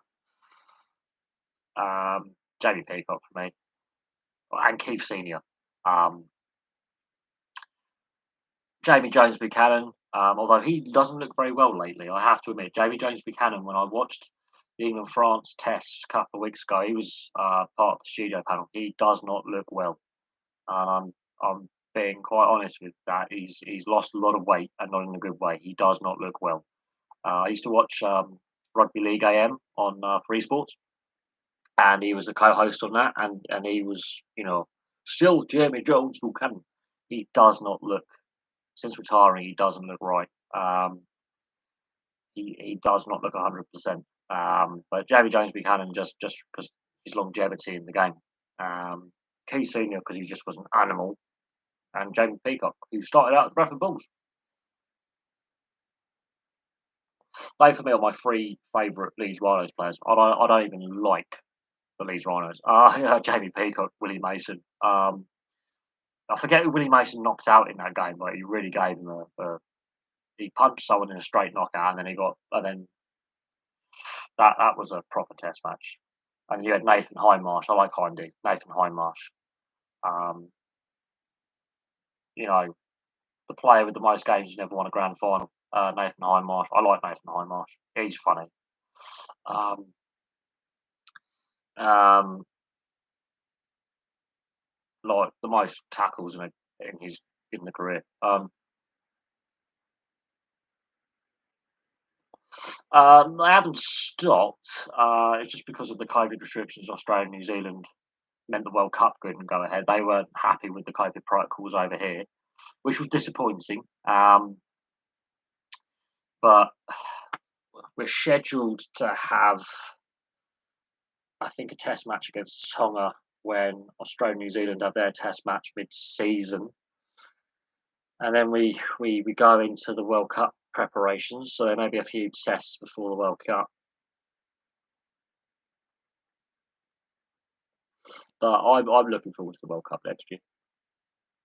Yeah, Stuart Field, he got absolutely drilled. I mean, it was a penalty. It should have been a penalty against Fielding for ruck interference. But it's Test rugby league, so the referees don't really pay attention to ruck interference. And Willie Mason just got up and leathered him one.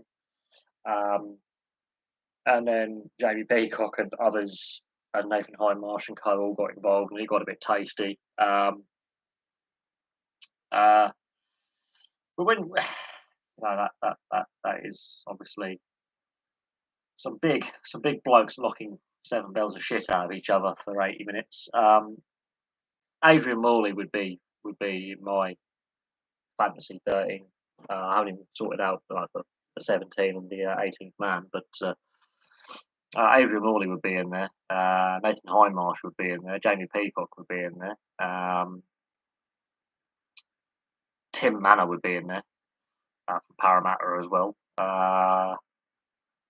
There's quite a few players I would have from both the Super League and the NRL in there.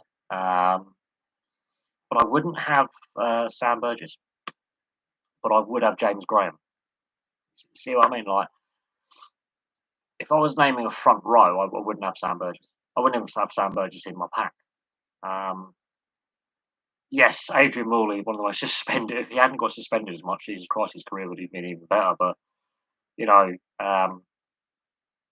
legend of a player. Yes, no, there will be a full with the Rugby League World Cup. The BBC has got sole rights. Every game is live and free to air. That was part of the agreement. It's a shame it's obviously been pushed back a year, but it should be done just before the Football World Cup kicks off to avoid TV clashes. That's one of the fears the organisers had. They've just pushed it back 12 months. It was their least favourite option. Earlier in the year, they said they had, four options on the table. One of them was to play with full capacity, one was with limited capacity, one was with no capacity, all taking place this time of year. And then the last and the most least favourable option was playing it next year. Danny Maguire, I think he's still playing actually. I think he might have just wound down his career. But Danny Maguire,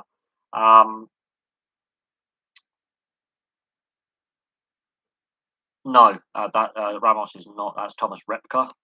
Is the most red carded and carded player of all time. I think he had 38 red cards in his career.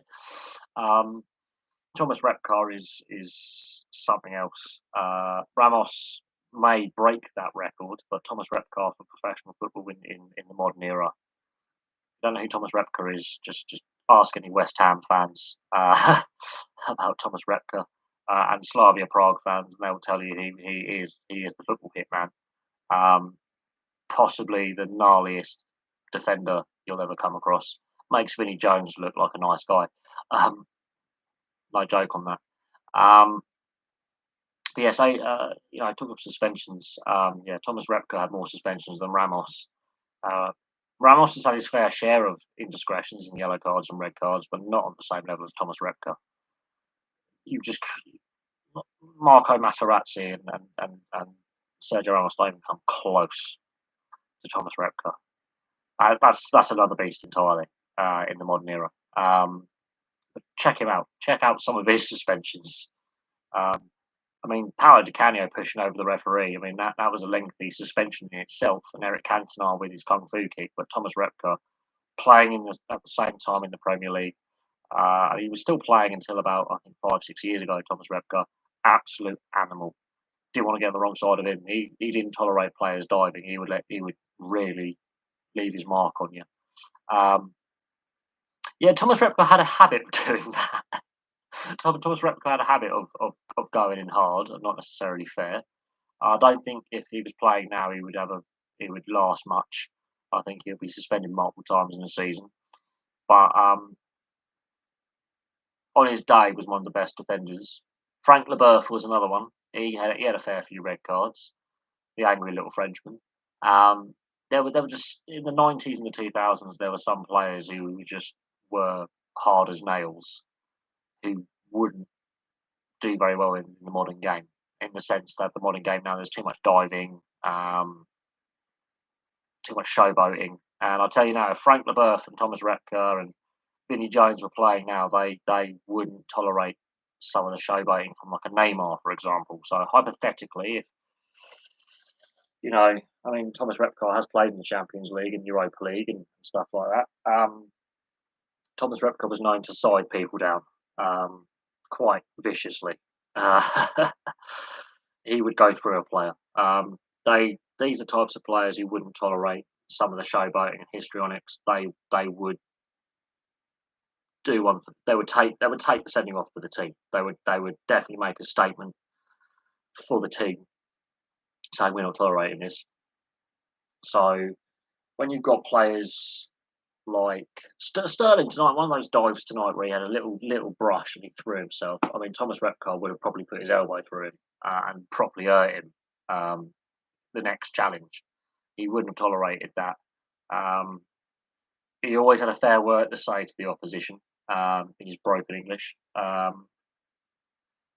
Thomas Ketspire, former Newcastle midfielder, he was a hard chunk of meat from the former Soviet Republic of Georgia.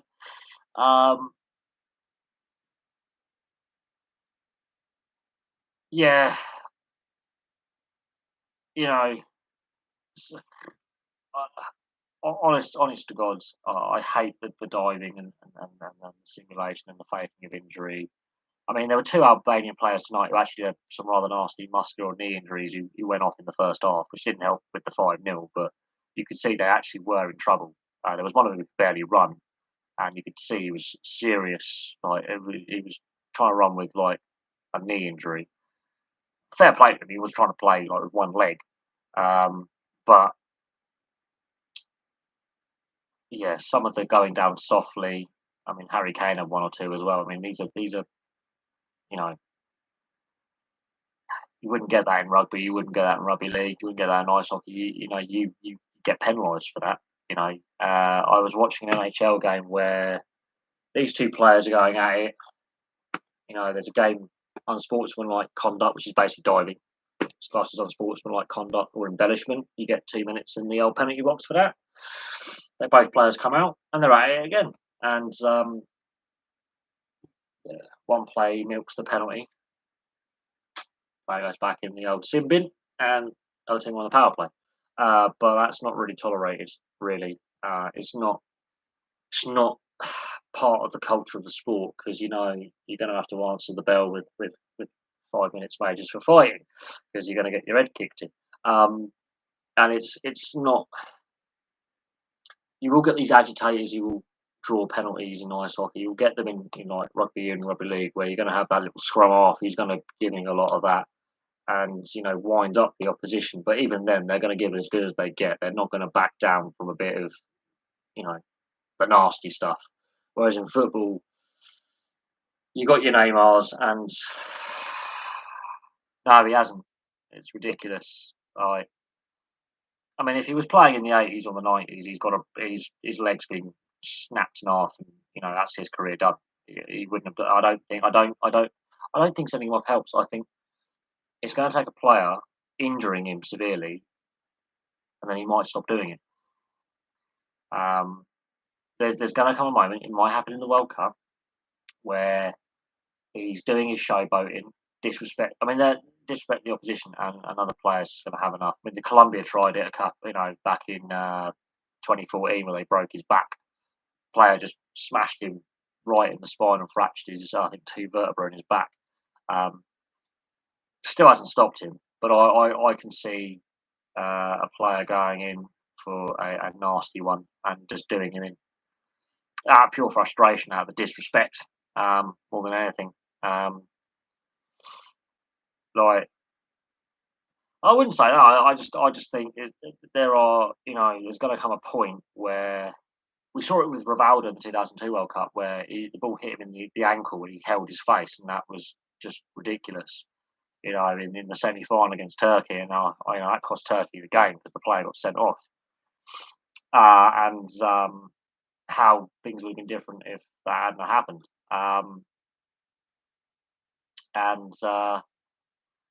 It's gonna take. He's gonna do it, and he's gonna do it against the wrong team, and a player or players may react in a less than complimentary manner. Well, I don't agree with it. I think it's going to happen, and they're going to take him out, maybe even off the ball. They're going to just side him down, not care, and he's really going to be hurt, and he won't be rolling around. I'll tell you that, because his leg will be probably pointing in the wrong direction, and it will happen. You didn't get showboating like that in the 70s, 80s, and 90s because those players knew that if they did that and were that arrogant and disrespectful, doesn't matter the scoreline. You could be winning 8-0, you could be winning 1-0, you are going to get a kick. And George Best, he had scars all up and down his legs. His shins were cut to pieces, like hacked to pieces. And this is before shin pads were compulsory. Maradona, he gave as good as he got. I'll tell you that. Maradona was a bit of a dirty player in his time. He did incite a riot between Barcelona and Athletic Bilbao in the Copa del Rey final. And that got a bit nasty. And the Italian defence in the 82 World Cup kicked lumps out of him. The Belgian defence kicked lumps out of him. In the 82 World Cup, he was kicked to pieces. And in the 86 World Cup, even though he was possibly the best player of the tournament, he was absolutely kicked to pieces. And he gave as good as he got. In the quarter-final against England, you look at the footage of that match, he was being hacked down. He was giving it as good as he got. I tell you that. They were beating the shit out of him. And he beat the shit out of them back, and then he scored the hand of God. But that second goal, that's how he responded. So he gave as good as he got, and then he could do that whilst being basically kicked to pieces. And then when he went to Serie A, same thing. They targeted him. They really went after him, and he gave as good as he got. He had a few sendings off in his time. He wasn't the cleanest player. The Dutch, the Dutch teams of 74 and 78, while they were exceptionally skillful, they also were exceptionally dirty. The 74 semi-final against Brazil was possibly the dirtiest game in what we class as the modern era, so 66 onwards. Possibly the dirtiest game in the modern era. The 74 World Cup semi-final between Brazil and Holland was just, there was some nastiness in that.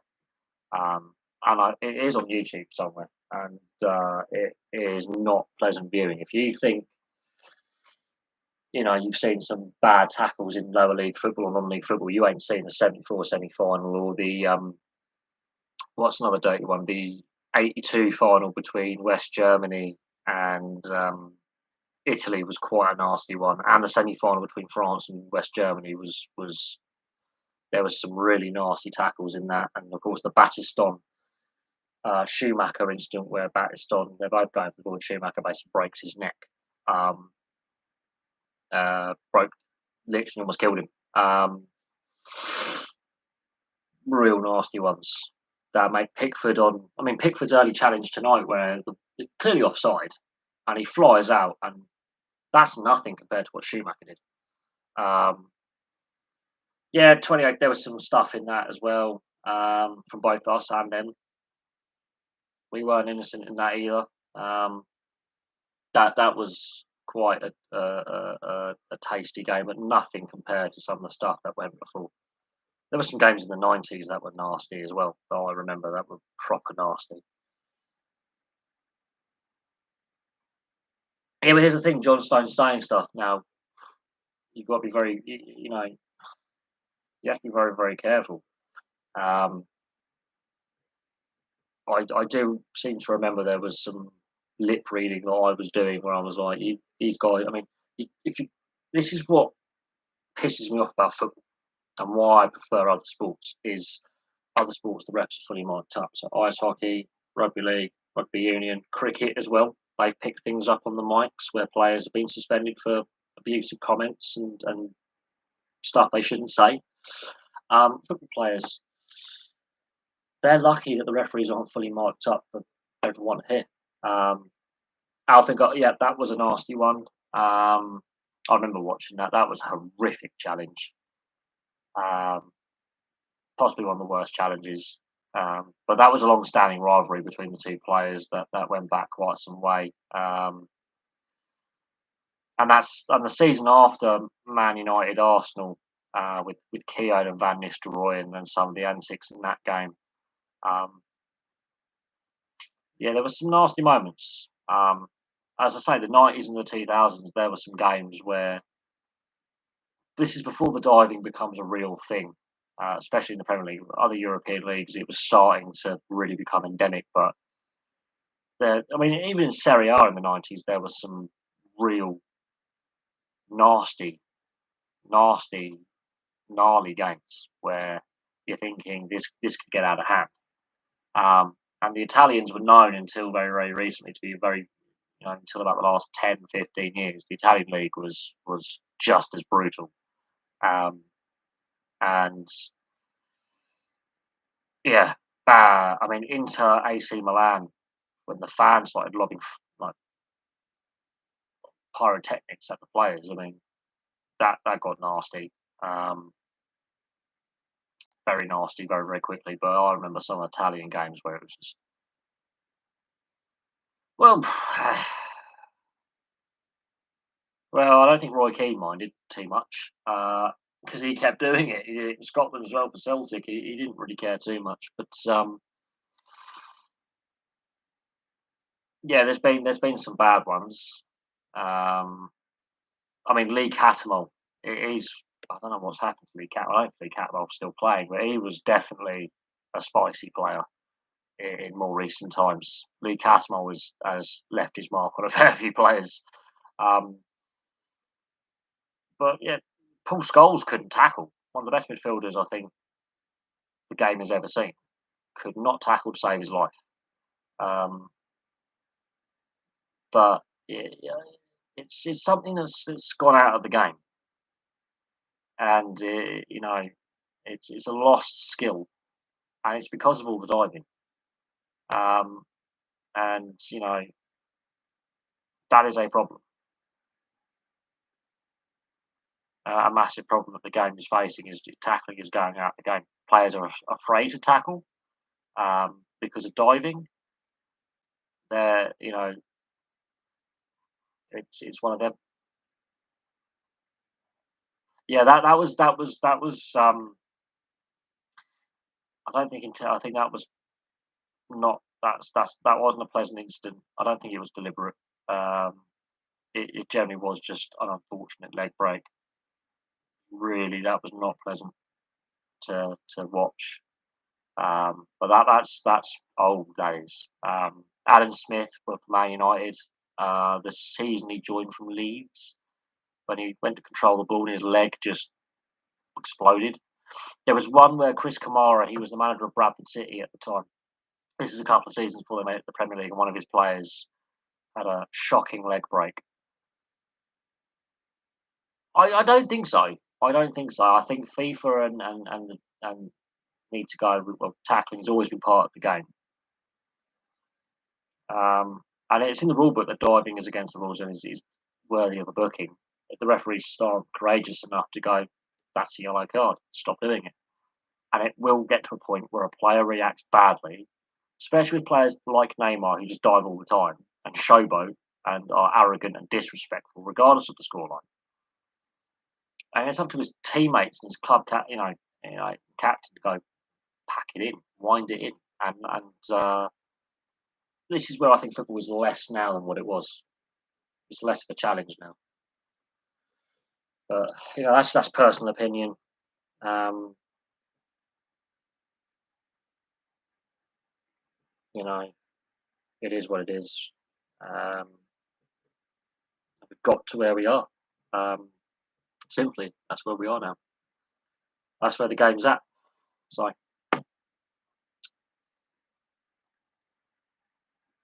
some good patter. That's a good way of saying it. You've got some good patter. I like that. I like that.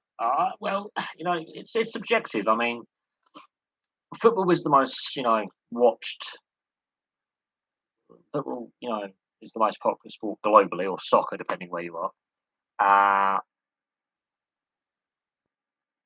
it's the angle that Kieran Eric Dyer goes in at. Um, it tackle from behind basically is where the players in front of you and you're trying to get your leg round. That's technically a foul now under the wording of the law of the game. It's tackles from behind have been outlawed for about 20 years because that's where you got to be side on or in front. So the block tackle and the slide tackle. Slide hook tackle round the corner, you can't do that anymore. But there were so many bad leg injuries from that. Where 25 years ago that's a fair tackle, but referees now are too quick on the whistle, and because of all the diving and the faking of injuries, players are getting booked when they shouldn't be, and you know yeah, but that's the state of the game on the continent and in the Premier League now. You just can't do it. You just can't do it. That's why I prefer the lower league level. It's more fun to watch because they actually tackle more, and the women's game as well. You can still have that style of tackle, and people, you know, um, criticise the women's game heavily. But guess what? They still tackle. There's no diving in the women's game. It is full throttle. We're not holding back on this. You get the blowout scorelines, and that will happen for a couple more seasons until all the teams start raising the level with professionalism.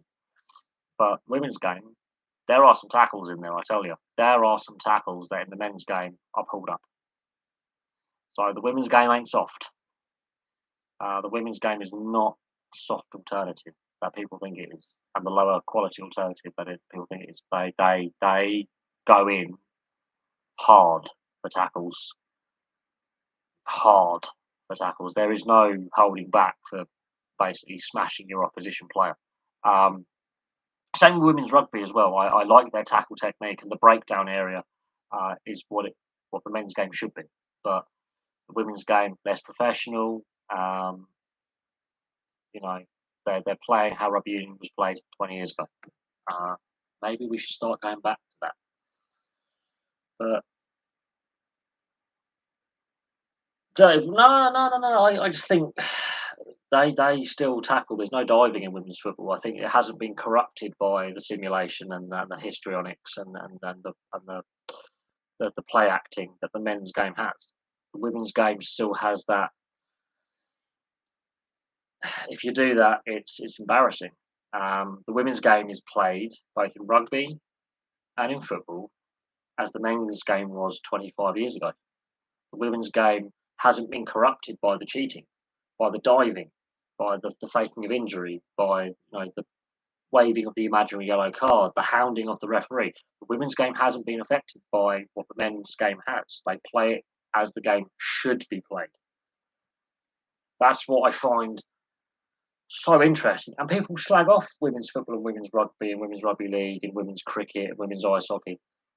Women's ice hockey is played completely different. It's the men's game. There's no hitting allowed, as in full body contact fighting. But there's none of this, I wouldn't say cheating, but the bad habits that the men's equivalent has. And in football, especially, the diving, the simulation, the demanding the fake yellow, the invisible yellow, hounding of the officials. It doesn't happen. Does not happen. Hopefully, it doesn't inherit the problems that the men's game has in the last 20 or so years with the harassing of the referees, abuse of referees, the diving, the faking of injury, some of the petulant attitude of players, the back chat of players, the dissent that is just going unpunished. And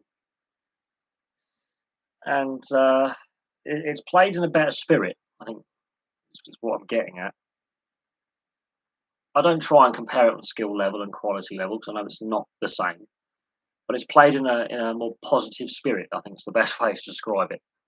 Whereas men's football is beset with diving and with you know um, just the wrong attitude and the women's game doesn't have the off-field indiscretions of players either. For the most part, there's one or two. I mean, Hope Solo is the prime example of a female player who's had some legal issues off the field. But no, the men's game is beset by negative headlines. And the women's game isn't. And I'm glad it isn't. Personally, they um, yeah they play the game in the right ways. And I think that's a good way to look at it. Anyway, I've enjoyed this evening's live stream. That's a good discussion, some good points. And yeah, I will have some more videos and live streams for you guys very, very soon. Oh, shut up, mate. Oh,